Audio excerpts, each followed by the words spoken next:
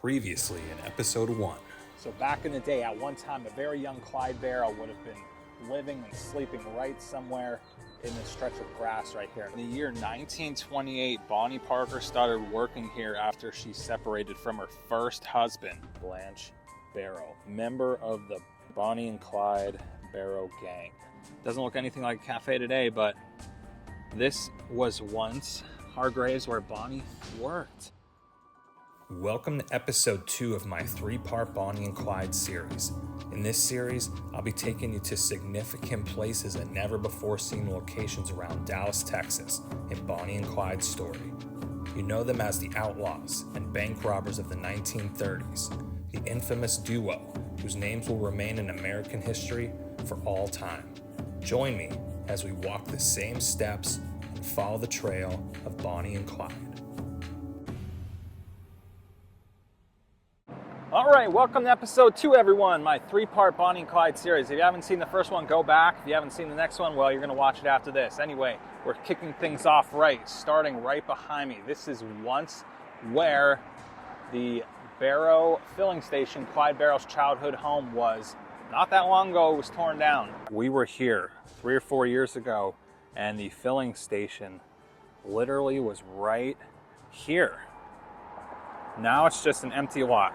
So don't worry, what I'm going to do is I still have footage of when we were originally here. I'm going to throw that all in for you. At one time, the filling station was here, so let's cut to that right now.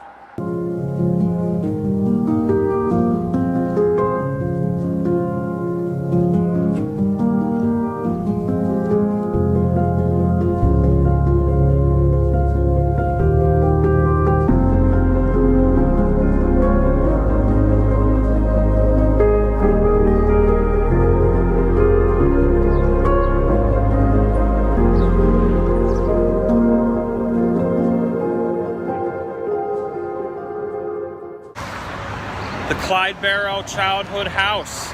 His parents saved up enough money. They bought this filling station, and his dad ran pretty much a gas station. Come fill up your car right there. And a family of 9 lived in the back. This is where they lived.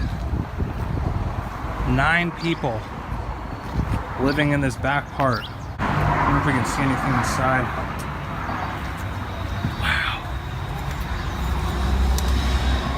No, I can't see anything inside. Only the reflection. This is insane. Clyde Barrow, famous Bonnie and Clyde, were coming in and out of this door, this porch. Probably they would play in the backyard right here. Here's the back of the building, house. Everything is just so boarded up, but I can imagine people try and break in here all the time. All right, so you see what it looks like then. Now you see what it's like today. But right here would have been the filling station. Cars would have pulled up. Mr. Henry Barrow would have worked the pumps and filled up your gas tank right there. Clyde Barrow and his brothers and sisters, a family of 9, would have lived in the back like you just saw. That would have been right here. And this is sadly what it looks like today. Area is really cleaned up over the last few years. But sadly, this is all that's left today of where the Barrow filling station once stood. Now, it wasn't even that long ago. I think it was 2 years ago, I think, from this 2024, I don't know, 2022, something like that, that it was torn down. So apparently there's an owner who owns this land. He wanted nothing to do with it. He wanted it torn down.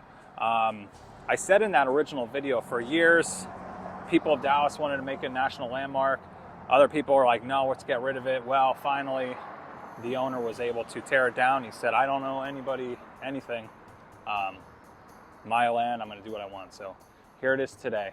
All right, let's move on to the next location. We are magically in Southlake, Texas, which, for those of you who don't know the area, this is about 30 minutes outside of Dallas and everything else you were. So right here, this road, we'll get a better look, but this road back here used to be kind of like an exit out of Dallas for Bonnie and Clyde. Where I'm taking you to now, 2 officers were killed on Easter Sunday back in the day. So I'm gonna go walk through some grass and then we'll see you there. We have arrived. I know I feel like I'm repeating myself in this series, but this has been about 3 or 4 years since I've been here. And this is the H.D. Murphy and Edward Wheeler Memorial. And look at this, they have some flowers there, they have some American flags. Just gonna read through this quick. We, the people of the state of Texas, acknowledge and thank troopers Edward Bryan Wheeler and H.D. Murphy for the great sacrifice they made to keep the public safe.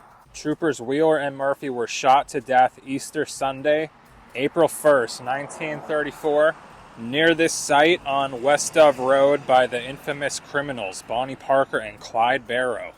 Wheeler and Murphy stopped their motorcycles near Parker and Barrow's car, thinking motorists needed assistance. When they approached, they were shot. Their efforts will still stand the test of time. May God bless their souls. Erected in 1996.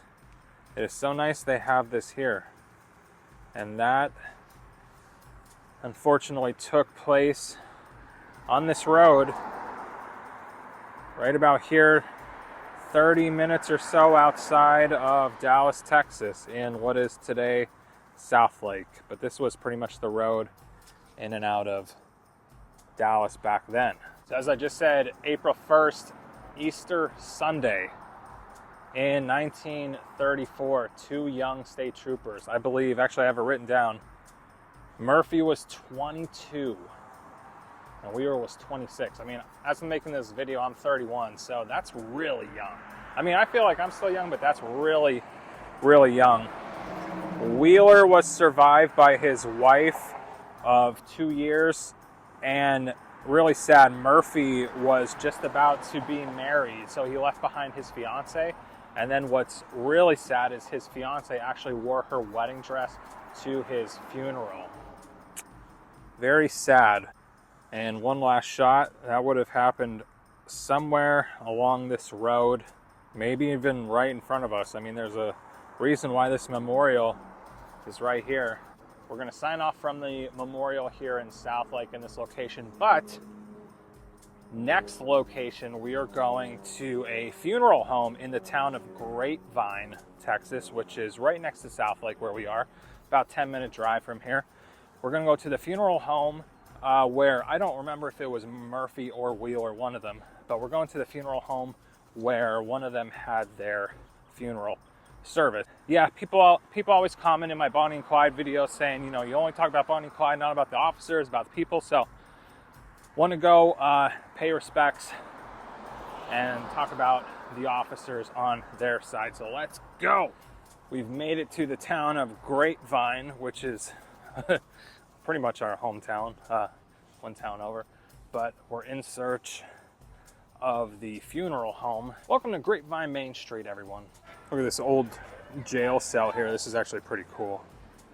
Usually, and this is real. This is an original, what the town jail cell used to look like. But anyway, I came here for this information and I found it. A more tragic moment occurred in 1934 when 2 Texas motorcycle patrolmen, Ed Wheeler and H.D. Murphy, were shot and killed on Easter Sunday. Clyde Barrow and Bonnie Parker, just west of Grapevine, South Lake, where we just were. The patrolmen's bodies were brought to the Lucas Funeral Home on Main Street, where nearly the entire town turned out to pay tribute to the fallen lawmen. Speculation was rampant as to the whereabouts of the 2 notorious gangsters. And why we're here on Main Street is to see the original funeral home, which is across the street right there. So before we get to the funeral home, I want to show this. And this is an old hearse. That's original that they used to use. Look at that. What's really creepy is these are original too. This is really cool. Early day embalming kit. And then some old tools that they have on display in there. I guess back in those days, this was originally the Lucas Funeral Home, according to that sign. Now, I do know it's the same building. Actually, it looks kind of a lot like Clyde's, the funeral home Clyde was at, where his funeral was. That will be coming up in the next episode, just letting you know, stay tuned. But now it's the J.E. Faust and Son Funeral Home. And I can't imagine. So both officers, I didn't know if it was just one or the other, but both officers, H.D. Murphy and end.Whether, had their funerals here, and their bodies were brought here. And I cannot imagine all the people coming out for the funeral. It happened right here. How crazy is that? We're going to visit actually another gravesite in the Bonnie and Clyde story. It's the gravesite of Ted Hinton, who was the youngest deputy sheriff that was part of the original posse that killed Bonnie and Clyde. He's buried in Dallas, so let's go back to Dallas. Sparkman Hillcrest Cemetery. I'll see you there. So Ted Hinton, if you know the story of Bonnie and Clyde, he's a very popular name, kind of like Frank Hamer, who, you know, was the leader of the posse who went and killed Bonnie and Clyde. But Ted Hinton basically was a Dallas deputy sheriff. He was the youngest in the group to kill Bonnie and Clyde. He was also, he went to school with Bonnie and knew her. Look who it is. Ted Hinton. I've been here a couple times to this cemetery, and I never visited his grave. So it looks like he's buried here with his wife, Grace, both born in 1904. He passed in 1977 and she passed in 1962. And he is right below us, the famous Ted Hinton. All right, the next location we're going to, I've never been to either. It's the old Lily McBride house. This was the famous Bonnie and Clyde Dallas shooting house, where unfortunately Clyde did kill a police officer, but it's part of the story. It's also right down the road from the old Barrow filling station. So without further ado, let's go back into West Dallas. Alrighty, we've reached our final location for episode number 2 of my 3-part Bonnie and Clyde series. This one has an interesting story. So we are standing at the driveway entrance of the old Lily McBride house, which for most people would be known as the Bonnie and Clyde Dallas shooting house, which once stood right here, and it's not anymore. We're going to talk about it. So where this used to be, this is another location, just like the Barrow filling station that was torn down 2 years ago. This is another one that was literally torn down like 2 years ago. So Lily McBride used to live here. She grew up with Clyde.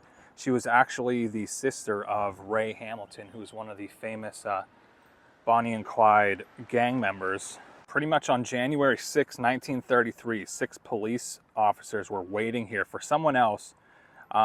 By dumb chance, Clyde actually showed up here with a shotgun to go see Lily, because like I said, they knew her. Clyde entered the house and Lily's sister started screaming because she knew what was going to happen. She started screaming because her kids were in the house.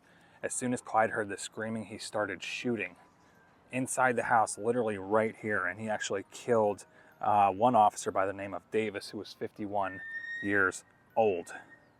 Now what's crazy, and what's going to lead us into our part 3 series, I'm really excited to go there, is after this happened, Clyde took off.